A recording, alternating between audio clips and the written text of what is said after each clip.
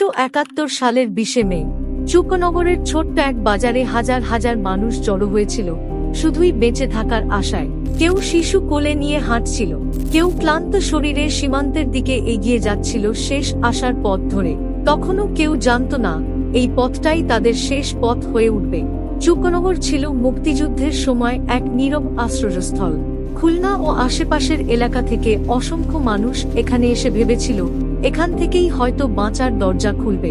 কিন্তু কয়েক মুহূর্তের মধ্যেই সবকিছু বদলে যায়। হঠাৎ পাকিস্তানি সেনারা চারদিক থেকে এলাকাটি ঘিরে ফেলে, আর শুরু হয় নির্বিচার গুলি। মানুষ দৌড়াচ্ছিল, কেউ নদীতে ঝাঁপ দিচ্ছিল, কেউ মাটিতে লুটিয়ে পড়ছিল শেষ চেষ্টা হিসেবে বাঁচার জন্য। কিন্তু কোথাও কোনো নিরাপদ আশ্রয় ছিল না।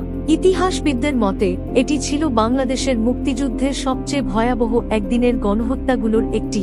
সেদিন কত মানুষ প্রাণ হারিয়েছিল তার সঠিক সংখ্যা আজও অজানা, কারণ অনেক লাশ কখনোই শনাক্ত করা যায়নি।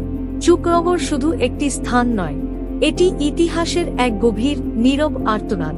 ইতিহাসের এরকম অজানা ও নির্মম গল্প আরও পেতে সাবস্ক্রাইব করে পাশে থাকুন, বেল আইকনটি বাজিয়ে দিন এবং ভিডিওটি ভালো লাগলে লাইক ও কমেন্ট করুন।